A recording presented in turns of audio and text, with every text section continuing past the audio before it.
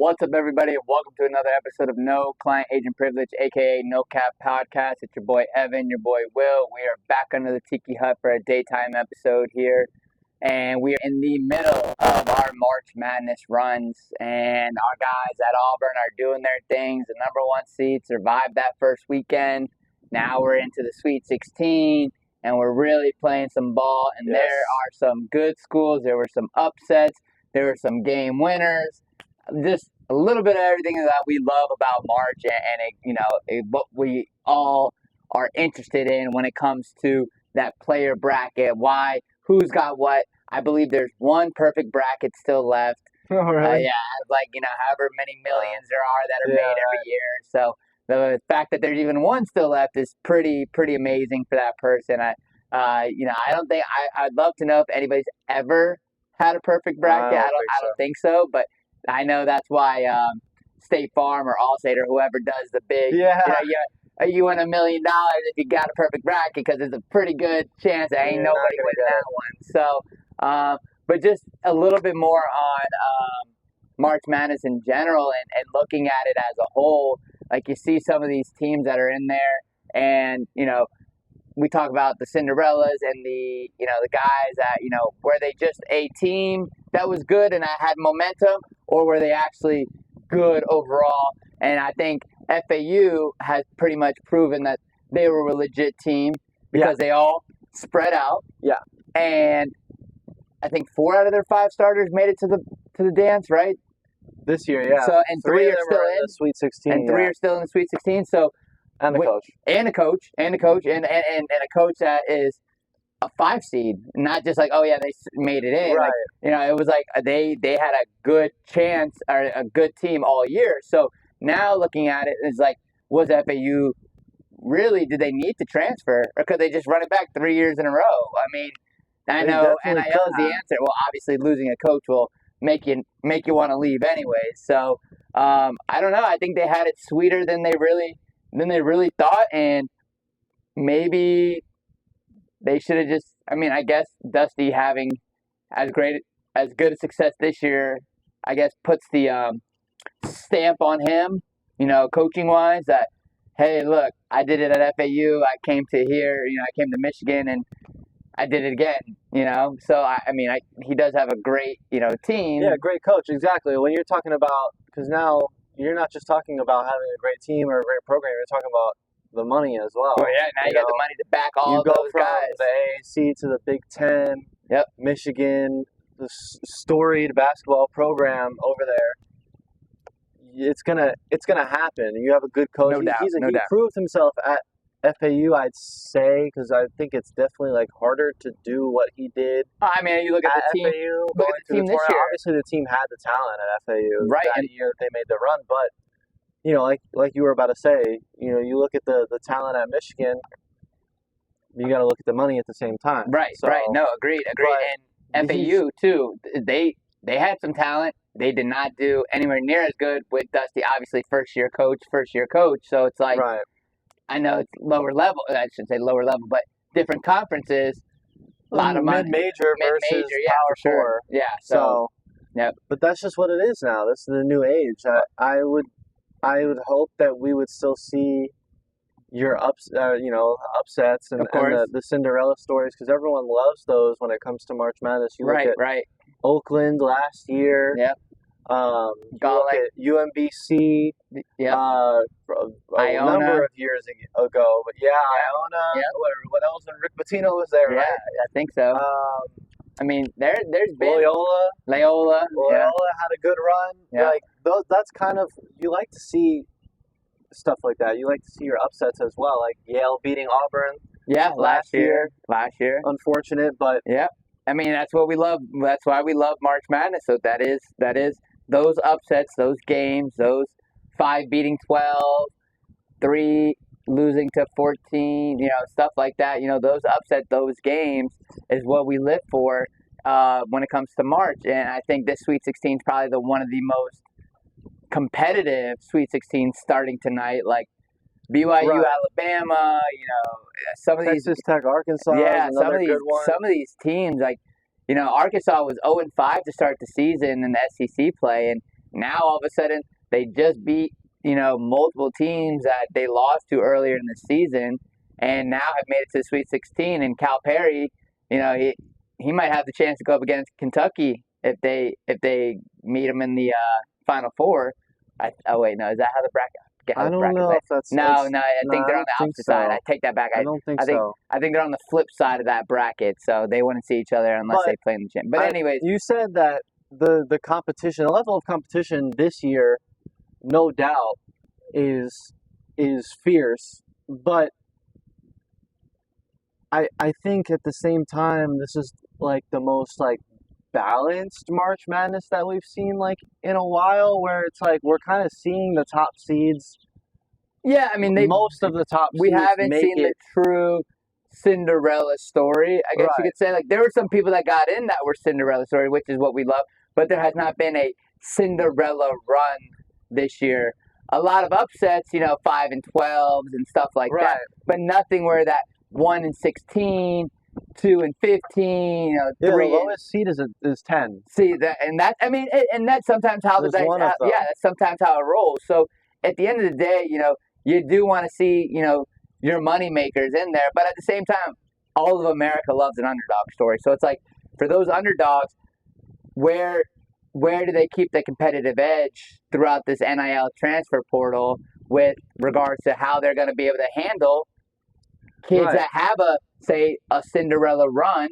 That kid is going to be like, well, you saw I could do it against this guy or these talent or this team. You know what I'm going to do? Schools that are going to pick him up. Exactly. So, do the Cinderellas still are the Cinderellas going to be able to survive in more than a year? More than a year? Like, are you going to be able to say? Well, look at who. Because even you look at FAU, and they just didn't have as good of a season the next year. Right. But it's always hard to repeat, lost a player, though. I forget his name, but they lost a player in between those two seasons. Player's not coming to mind, but I know they lost one of their not key players, one of their glue guys. Gotcha. And I think that kind of changed the dynamic, especially with definitely how they did play. That's what Marlon was telling me about. Well, that's what I'm saying for UConn, when people realize how big of a deal it was for them to repeat back to back. Like, people don't realize, like, in college basketball, one player could, not because that player was the best player on the team, but because of the role he played was so significant to the team itself that they might not have another guy that can fit that role, do that job. That's why when you talk about the NBA and stuff like that, finding the guys that can do their job, play that role, and do it at the highest level every night, that's why it's almost impossible to see, repeats in the NFL, the NBA, professional leagues. It's just a very, very, very, very difficult thing to do. Definitely. So when we talk about the Cinderellas and being able to come back and do it, there's a reason there's Cinderella, and it's talent, obviously, being able to now keep your talent, like, transfer portal, NIL, and then also it's just luck of the draw. Sometimes you're just on that momentous run where the momentum is just in your favor, and you're just rolling. You're rolling 6 wins to get in. You go through your conference play, you go through your conference tournament, and you just crush it. And then you get into March Madness, and you go on another 2-3 games, and all of a sudden you find out you're in the Elite Eight, and then you get bounced. But again, that's what we love. That's what we look for. We want somebody to run through it like that. So I just don't know if it'll really be like that again. I don't know. And I know that a lot of even a lot of college basketball analysts, or a good amount, had most, if not all, of the 1 seeds going to the Final Four this year, and that's not usually something that happens where all 4 of them make it. But this year, it's looking like. Well, I feel like this year's top 4 are on another level. Like UConn was on another level of the top 4 last year. You know what I'm saying? Like, they were 1A compared to everybody else's 1B. Like, they were above par to the 1 seeds. I agree. So it's like the ones of this year, your comparables, like Auburn already beat UF. UF lost to some other teams. Houston lost to Auburn. Who else is the fourth number 1 seed? Auburn, Houston, Duke beat Auburn, but Auburn beat Houston. So it's like these four are the four number one seeds. And really, again, I think this is the most even March Madness we've had in a long time. And I don't think the Cinderella will ever go away just because of the conference play. Like, you're going to get a Cinderella conference team. I think now it's just going to be how long does that Cinderella last? Because you're not going to just mid March Madness transfer. Right. So it's like you're going to have Cinderellas no matter what. Now, after what happens after the Cinderella run, then that's a whole nother story. Yeah. There will always be Cinderellas in March Madness. What happens after March Madness and after the Cinderella run? Will they stay together? Will those guys not transfer? I guess if you're at a private school, maybe it's another story. But right. There's again, just no more like your typical like you stay your 4 years, you build a program. But that's for any program. Did you see that graphic on Instagram that was like, can you guess all the teams in the Sweet 16 based on the teams that they started at? And Purdue was the only one that had all five of their starters from their first year. Yep. And a lot of them didn't have really, like, Auburn's a good example. None of the players, none of their starters started their first year at Auburn, much like other teams. Right. So it's just very different now where you see that the teams that are the mid-majors and could make those runs and could sneak into the tournament, win their conference championship. Agreed. They don't have those players anymore. It's not the way the world works anymore. So, you're not going to see, again, unless you're at a Duke or a Kentucky that can withhold their guys to the NIL money, opportunity to go pro, stuff like that. Unless you're a school like that, you're probably not going to find the guys that stay longer than their 1-2 years. Because what happens is, even if say you're a role player for Duke, but you have like a good 10-game spurt, but now you're really, you're trying to better your game and you want to start somewhere, what do? You transfer and you go somewhere that might not be Duke, but you can get paid and you can play more. And that's just part of the game. That's the business. That's worth it to some people. Right, exactly. And that's just the business that, if you're a Purdue guy and your aspirations are just to get a degree, develop in 4 years, and, be a part of a team, then so be it. But again, to say, who's not right or wrong, but like who's got the right thought process towards building their team or program, I guess it's just kind of, up to the coach. How good is your recruiting? How can you keep guys? Can you start all over and build new with new guys? It's got to be from the top down, though. Because right now I'm thinking of a program like UCF. Everyone's the gone. AD, they don't really care about. Oh, everyone's gone. Yeah, sure, but they don't. The same emphasis that's put on football is nowhere close to the emphasis that's put on basketball, right? Right. So if your AD doesn't really care about basketball, you want to be a football school. You want to be a football school, but you're still you made that jump, whatever. Why do you think the recruiting is gonna be something when they don't have the backing of the upper management to say, oh, you need a couple extra thousand for NIL or whatever the case may be? Not that that's exactly how it works, but I know what you mean. Taking shortcuts here. You need X amount of money. You want to go fly here to talk to this player, or you need to. But I don't think Coach Dawkins has ever complained about Terry not being there for him. You know what I'm saying? But it all just seems there's a lot of it's not. Well, your hype is behind the school with the lackluster. Well, you're also talking about a school that is living and breathing off of bringing the guy who brought him a national championship back. So it's like, yeah, of course, there's going to be more emphasis on them. And again, I think Coach Dawkins is trying to figure out how he wants to go ahead and start. Does he want to start again? If he's even there. Well, that's what I'm saying. I don't think they're firing him anytime soon. They're gonna. That's too bad. It's not his fault.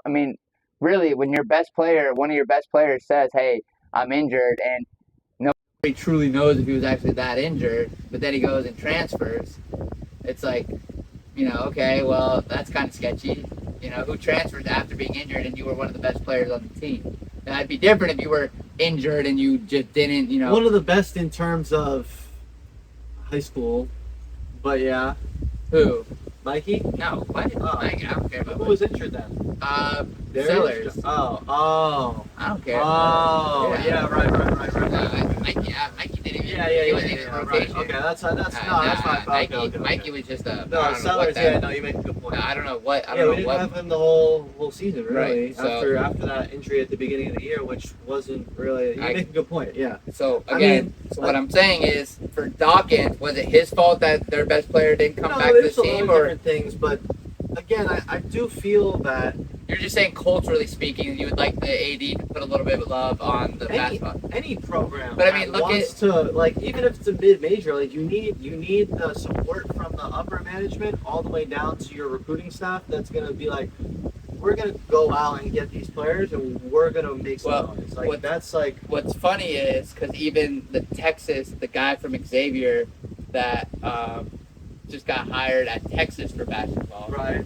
The funniest picture was posted, and it was like nothing said a successful basketball program with your basketball head coach's office, a background of the stadium. So it's like him signing his contract, right. And then in the background is the stadium of the football stadium. And I'm like, yeah, that's exactly what you're saying. Yeah. That's exactly you're saying. Yeah. Literally, look at our brand new basketball coach signing his brand new contract with our state-of-the-art football facility right in the back. Like, that's what you're saying? No, yeah. I just think that if teams really want to try and be competitive, I'm talking about more so mid-majors and those Power 4 teams that aren't like powerhouses for basketball, that don't have a name for themselves like that. If you're going to want to be competitive and make the tournament and have success, you're going to need to try harder. I agree. The teams that were just getting by because NIL wasn't really a thing and because the transfer portal wasn't how it is now, you can't do that anymore. Well, you're gonna get left behind. Well, that's the other thing. We are not a mid-major school at UCF anymore. We are a Power 4. You gotta act like it. So now what they end up doing with Dawkins is a whole nother conversation. Right. Because Dawkins has had a winning program and taken us to the Final Four with teams that were not of 5-star recruits, blah, blah, blah, you name it. Like, we did it with teams and guys that were like Darius, 4 or 5 year guys that built the program, put it, leader here, leader there, did, led the nation in this, or led UCF's all-time this, whatever it might have been. They were the ones that brought, Dawkins, and Dawkins building that program to an extent where I don't know if he's got the Nick Saban mindset where the transfer portal just isn't for him. Like, he doesn't mind going and getting somebody, but like, he wants to build his culture around the guys that have already been there or at UCF. Right, and I think that's hard that when they have the mindset they do now. What's the mindset they do now? Kind of like you said earlier, where it's like you have a spurt of 10 really good games and you go somewhere else because either they're giving you more time or they're giving you more money or. Well, I mean, that's just not. I mean, I don't consider that on. I don't consider that on the but again, but it's a problem the coach is going to have to deal with. Of course, and that's where he, whatever he decides is a cultural thing. What kind of culture are you going to stick with, and then you go from there. So, but anyways, wrapping up March Madness here. Yeah. It's these next 2 nights, the Sweet 16 tonight, tomorrow. It'll say a lot for a lot of these programs. Honestly speaking, like BYU is the matchup nightmare for Alabama because they stretch you out and they can play defense. So in Alabama, they do not guard the perimeter that well. No. So it'll be interesting to see. Texas Tech, they are aggressive, and Arkansas is not that deep inside. So they get in foul trouble. Arkansas becomes a completely different team. Who else? But they also have, you can't count out Coach Cal. I mean, hell no. He's not necessarily known. I mean, he's all kind of known for not winning national championships. Right. But I think he's trying to prove something for himself and for his legacy. Like, you guys kind of booted me out of Kentucky because of this, and I was kind of sick of it, and Arkansas said, "Come on down the road, and we'll give you what you need and whatever you want, and stuff like that." So tomorrow, Ole Miss, Michigan State.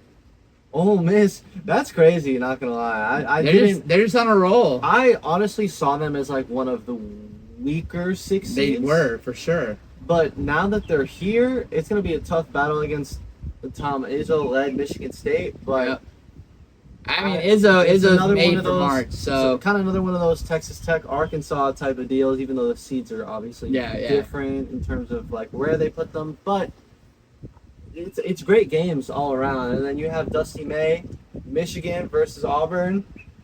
I mean, the young up and coming first year Dusty May at a big school.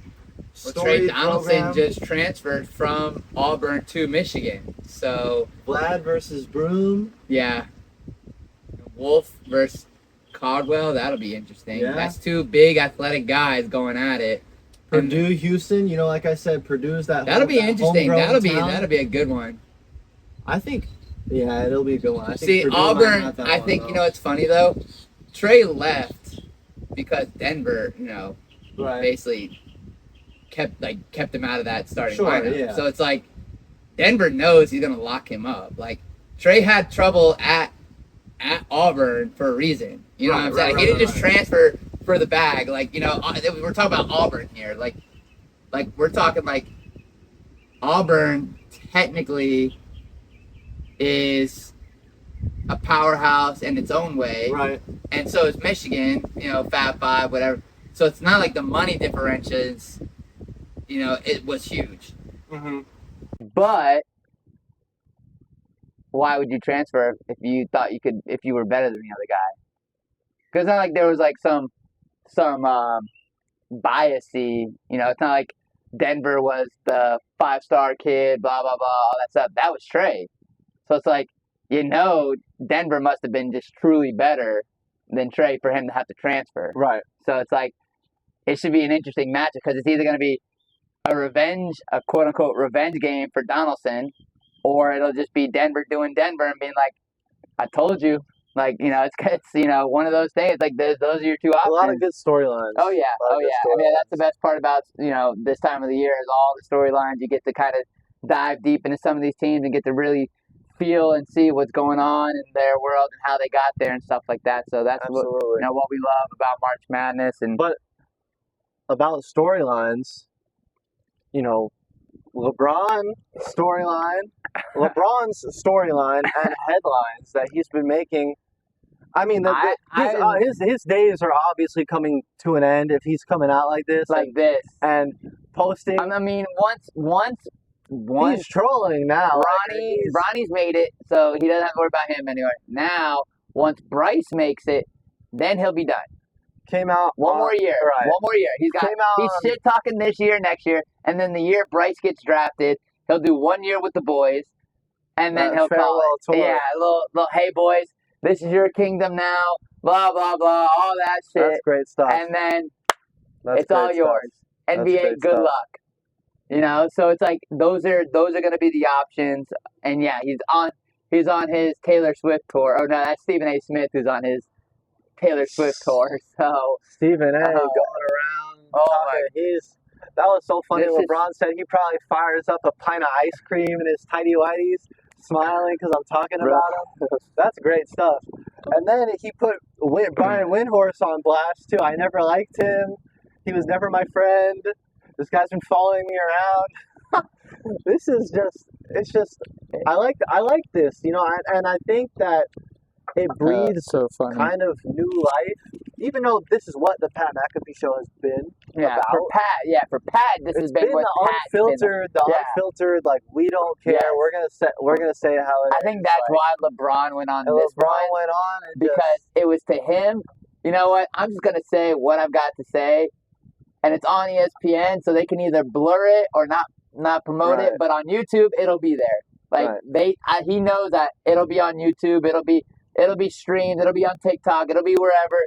Like, cause he knows the Pat McAfee show. Right. So it's like laughing at. That was great stuff. Yeah, laughing at it all the way through, just to kind of hear LeBron talk normally about non-basketball stuff, like just in general. Like, obviously he talks surrounding basketball. More so than him and himself. Yeah. Some of the I think he made valid points. Explained it. He said there's one thing. And the media's job is to criticize and that. But when it gets personal, it's when it gets personal. It's personal, right? And I think we've even talked about it, like with regards to Bronny and stuff. It's like we never knocked him as like a human being. It's just you come into the league, you better do what your role is, no matter what. And that's just regard. That's what comes with. That was what happened to Marcus at UCF when he was. Oh, Michael Jordan's son's at UCF. What is he going to be as good as dad? He's going to leave us on a legacy run. Blah blah blah. Like stuff like that kind of just comes with the territory. Like It is what it is. But yeah, when you start talking personal and getting in depth on off the court stuff or whatever it may be, that's when you, as a dad, as a teammate, as a mentor, whatever it may be, that's where you draw the line. I'm sure you would do the same thing. Exactly. So again, kudos to LeBron on that side to tell Stephen A. Smith to shove it. And really, again, I don't blame LeBron in the least bit. Like I'm definitely still a Jordan over LeBron guy, but like when it comes to stuff like this, like. You gotta do what you gotta do. Do it, LeBron. Do you like you gotta put your foot down somewhere. So, right. But yeah, no, great stuff. If you didn't watch it, I definitely suggest going to watch that interview. It's classic. I think that'll go around for the next 4 months, just clipped up. Between that and Shannon Sharp's Lakers in 5, like adding all those together. Oh my gosh, somebody's gonna come up with something good. It's gonna be hilarious. So, but yeah, no, if you guys have a chance, go watch that. That'll be good too. But. Last but not least, wrapping up all these pro day workouts and stuff for us. FAU, Liberty, UWF canceling theirs, and sucks. Yeah, UF didn't even. And don't get me wrong. I guess it is hard for a school to allow another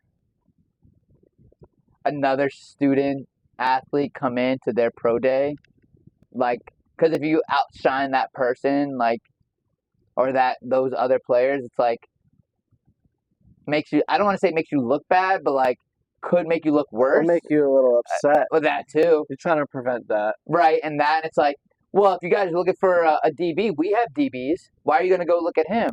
You're trying to get your guys drafted too. So it is understandable that they wouldn't allow the number one punt returner in the nation to come in and kind of show up your guys. I don't want to sound. I'm sure they knew that. I guarantee as soon as you Google his name, it's like one of the first things that come up. So it's like at the same time though, if he ran it at UWF versus yours, the numbers aren't going to lie. You know what I'm saying? If he runs 4.3 and your guy runs 4.5 at your pro day, at his pro day. Does it really matter?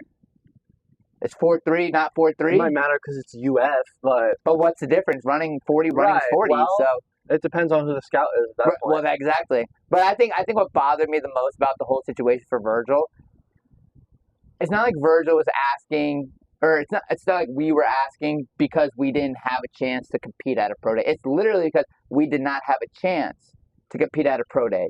So it's not like we were like, hey, UF or USF or, any Jacksonville State. Hey, look, our guy's pro day got canceled. We have scouts calling to have him get numbers. Can he come run for you? We'll go last. We'll do everything after your guys are done. Yeah. Still no. I'm sure you said that. Yeah. And made it well, that's what we did. Well, that's what we did.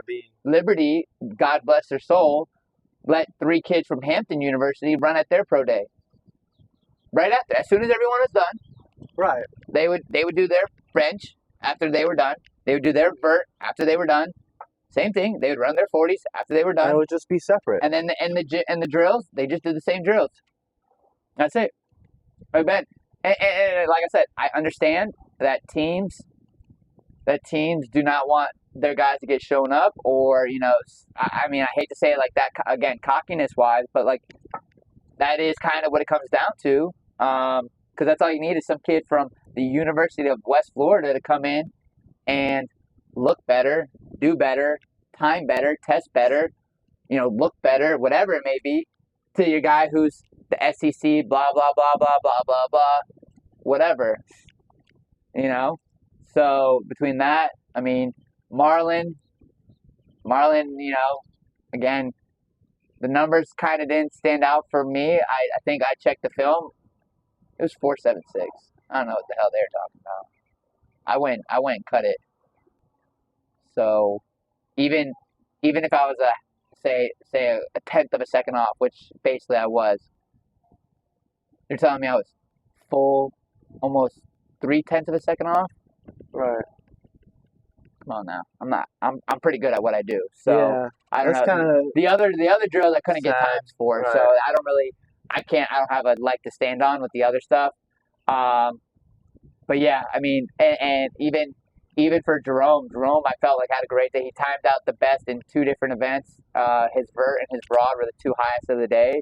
So now pro days are over. Now it's back to football, and it's my job as an agent to get them going, get them invited. And unfortunately for Jerome, Jaguars new guy canceled their local day, so he doesn't qualify for that. And I think the closest one after that is the Commanders, which I don't think he qualifies for that either. That's far from DC to Lynchburg. I don't know. So I'm gonna do my best as his agent and as all my guys' agent to make sure everyone gets their fair shot at the league. Numbers don't lie, film don't lie. So hopefully they weigh in enough to see what everything looks like in comparables to former players and stuff like that. Who ran what? Who ran slower? I mean, Estrepo, he ran like shit, but he's one of the best receivers ever to play at the University of Miami. Film doesn't lie. A 4.48 or 4.79, whatever. Does it really matter? Like, does running that? I mean, doesn't change my mind. Right. Like I'm still I'm still gonna sign him. It's just one statistic. Right, and I don't really care. Like I don't need straight line speed because again, I'm running. It's also about character. Oh, that's what the real one is, the character side. I mean, I know guys that have literally, basically, draft stock just plummet because of certain things on the character side, whether it's from high school, all that stuff. So, but again, it's kind of the drawback of the career path that I've chosen that we're a part of. You gotta live off. You gotta live off of what other people's mindsets are, and whether you can change them or whether you can get into a position where you're got enough leverage to get your guy in. So stuff like that. So that's just, it is what it is. But that's what I try to do and try to get my guys to their opportunities. But other than that, another successful episode here at No Client Agent Privilege. Thank you for joining in. Please subscribe below. We'll catch you guys next week. Hopefully we're talking about our Final Four travels and getting ready to go to San Antonio. And we will keep up with you guys until then. All right. Have a good day or afternoon for us. And this is Will, your boy Evan, and we are out. Peace.